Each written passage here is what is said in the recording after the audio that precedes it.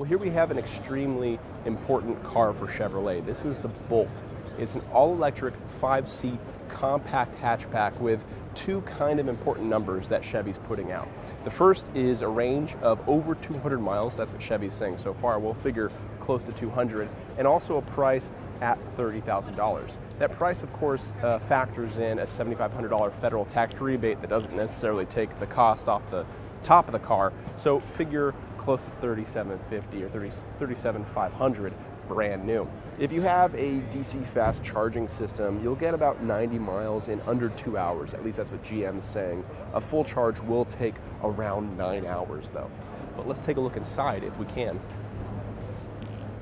Unfortunately, we can't show you what these displays look like because this is a concept car or an early production prototype, and these displays are not powered up because that's just kind of how the show car business lifestyle works. It's disappointing, but if you want to find out more about how they look, you can find plenty of reviews and pictures and video online at Edmunds.com. Now, the overall appearance of the dash is a lot of typical GM stuff, but a lot of new ideas, especially with the way that the floor between the seats is basically flat. The nice thing is when you don't have an engine, when you just have a bunch of batteries, you don't have to worry about impinging on all this space back here with engine components. You can leave that to interior space, so that gives you a lot of cubby space down here in the center.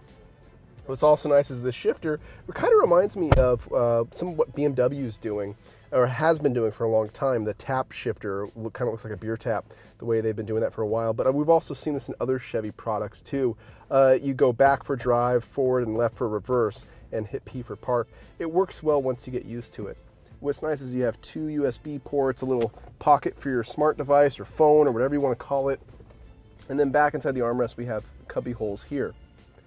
This display on the top, when it does work, will provide you a bunch of information about your current state of charge, your range, how efficient you've been driving, and so on and so forth.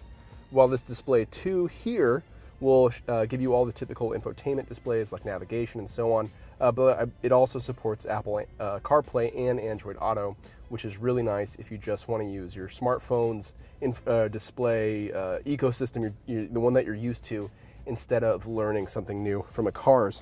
And also down here we have an additional pocket I just found out with more space for like another phone or something, and a charge port with a 12-volt outlet, which is really nice.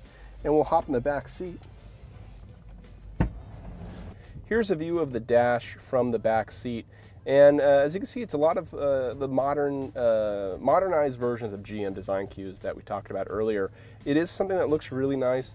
Depending on the color palette, it'll be interesting to see how it comes out in the actual production version. Some of the whites or something might stand out a bit more than people would like. Now, as for the back seat, what's nice is the flat floor continues back here. This floor is completely flat, and that is going to make this interior feel a bit more spacious than a car that typically has a tunnel indent here, although a lot of front drive economy cars don't have a tunnel, or if they do, it's to pass exhaust systems, but that's getting more technical than we care to. 2 USB ports, which are very nice to charge devices. It's really nice that we see more and more USB ports in these cars because we have a lot of devices that need constant charging. We also have heated seats here on these door panels, which is nice too. As for seat comfort and space, it's actually pretty good. My head is not touching the ceiling. I'm about 5'10", and my knees are not touching the seat in front of me. The rear seat is actually raked a bit back, so it feels a bit more reclined than your typical rear seat. Overall, nice back seat environment. Before we leave you, there's one last thing I want to show you about the Bolt, and that's a kind of a clever rear storage solution.